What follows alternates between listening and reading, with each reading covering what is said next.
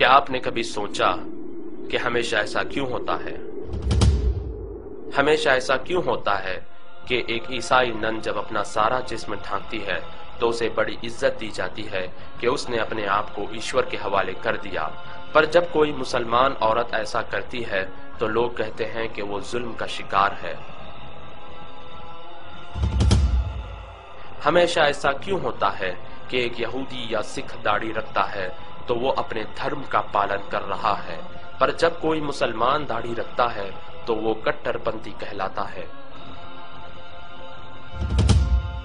हमेशा ऐसा क्यों होता है कि जब कोई स्त्री घर पर सारा समय बिताती है, अपने बच्चों का ख्याल रखती है, तो वो बहुत बड़ा बलिदान दे रही है, पर जब कोई मुसलमान स्त्री ऐसा करती है तो लोग कहते हैं कि वो चार दीवारी में कैद है और उसे आजादी मिलनी चाहिए।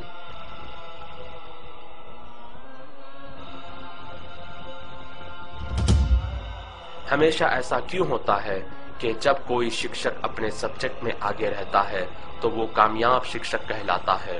पर जब कोई मुसलमान लड़का इस्लामी शिक्षा में आगे रहता है तो उसका भविष्य बेकार समझा जाता है।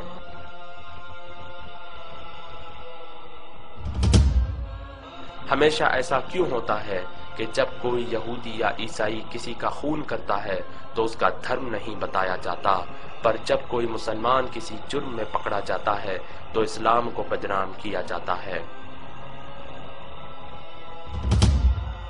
हमेशा ऐसा क्यों होता है कि कोई भी लड़की किसी भी तरह के कपड़े पहनकर कॉलेज जा सकती है, पर जब मुसलमान लड़की हिजाब पहनकर कॉलेज जाती है तो उसे गेट पर ही रोक दिया जाता है।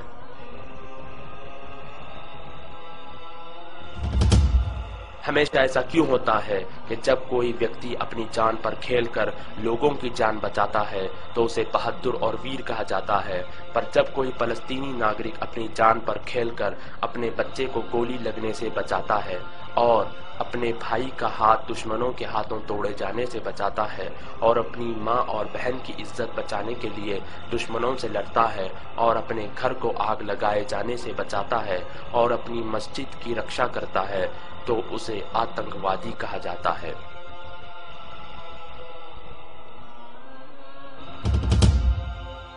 हमेशा ऐसा क्यों होता है कि हम किसी भी प्रकार की समस्या के लिए कोई भी समाधान ले लेते हैं, पर जब उसका उत्तर हमें इस्लाम में मिलता है तो हम इनकार कर देते हैं।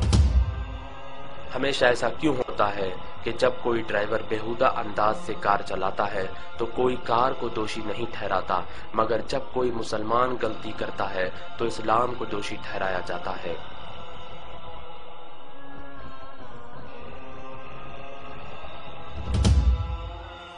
हमेशा ऐसा क्यों होता है कि लोग अखबार और मीडिया में बताई गई हर चीज पर यकीन कर लेते हैं, मगर कुरान में लिखी बातों पर सवाल करते हैं।